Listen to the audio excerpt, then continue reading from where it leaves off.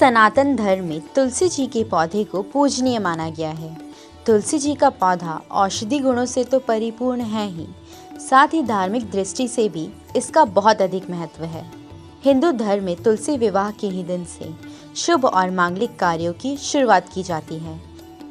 साल में कुल 24 एकादशी पड़ती है, जिसमें से हर महीने 2 एकादशी होती हैं।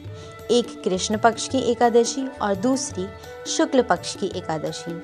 कार्तिक मास में पड़ने वाली एकादशी को देव उठनी एकादशी कहा जाता है और इसके अगले ही दिन तुलसी विवाह करवाया जाता है। इसी दिन भगवान विष्णु योग निद्रा से जागते हैं और भगवान विष्णु और तुलसी जी का विवाह कराया जाता है। तुलसी विवाह का बहुत बड़ा महत्व है, तो चलिए जानते हैं इस साल तुलसी विवाह कब है। इस साल 23 नवंबर को देव उठनी एकादशी है। इसके एक दिन बाद यानी 24 नवंबर को तुलसी जी का विवाह होगा। तुलसी विवाह के बाद से ही शादी विवाह आदि के शुभ मुहूर्त शुरू हो जाते हैं। तुलसी विवाह के दिन लोग अपने घरों में तुलसी और शालिग्राम का विवाह रचाते हैं। ऐसा करने से व्यक्ति के भाग्य में वृद्धि होती है। अगर हम शुभ मुहूर्त की बात करें तो इस साल तुलसी विवाह के लिए अभिजीत मुहूर्त 24 नवंबर की सुबह 11:43 से दोपहर 12:26 तक रहेगा। वहीं तुलसी विवाह के लिए विजय मुहूर्त दोपहर 1:54 से दोपहर 2:38 तक रहेगा। इन शुभ मुहूर्त में भगवान शालिग्राम और माता तुलसी का विवाह रचाने से व्यक्ति को विशेष लाभ प्राप्त होता है। अब हम जानेंगे तुलसी विवाह कैसे करते हैं। तुलसी विवाह के दिन अपने घर में यज्ञ और सत्यनारायण की कथा कराने से विशेष लाभ मिलता है।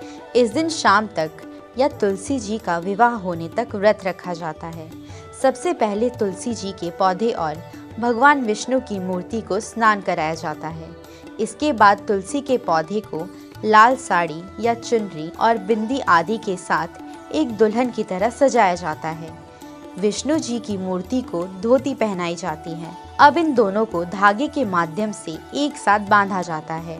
विवाह में तुलसी जी और भगवान विष्णु पर सिंदूर और चावल की वर्षा की जाती है। इसके बाद सभी भक्तों को प्रसाद बांटा जाता है। अब हम जानेंगे आखिर तुलसी विवाह क्यों किया जाता है, क्या है इसके पीछे की पौराणिक कथा। पौराणिक ग्रंथों के मुताबिक जालंधर नाम का एक राक्षस देवी देवताओं को अपने आतंक से परेशान कर रहा था। कहते हैं कि जालंधर की पत्नी वृंदा एक पतिव्रता नारी थी। इसी वजह से जालंधर को किसी भी युद्ध में पराजय हासिल नहीं होती थी। इसके अलावा वृंदा भगवान विष्णु की भी परम भक्त थी। ऐसे में भगवान विष्णु की कृपा के कारण भी उसे युद्ध में हमेशा विजय हासिल होती थी। एक दिन जालंधर ने स्वर्ग लोक पर आक्रमण कर दिया, जिसके बाद सभी देवी देवता भगवान विष्णु के पास गए और उनसे रक्षा की गुहार लगाई।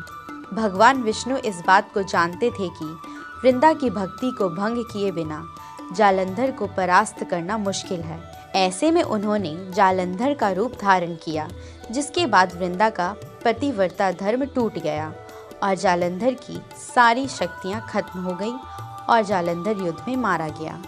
वृंदा को जालंधर की मृत्यु का समाचार मिला तो वह बहुत निराश हो गई। बाद में वृंदा को जब उसके साथ किए गए छल का पता चला तो वो क्रोधित हो गई और उन्होंने भगवान विष्णु को श्राप दे दिया कि जिस तरह आपने छल से मुझे वियोग कष्ट दिया है, उसी तरह आपकी पत्नी का भी छल से हरण होगा, साथ ही आप पत्थर के हो जाएंगे। तभी से भगवान विष्णु को शालिग्राम के नाम से भी जाना जाता है। बाद में वृंदा पति के वियोग में सती हो गई।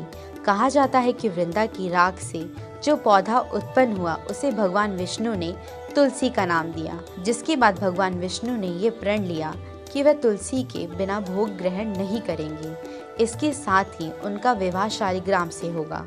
तभी से मान्यता चली आ रही है तुलसी और शालिग्राम के विवाह की।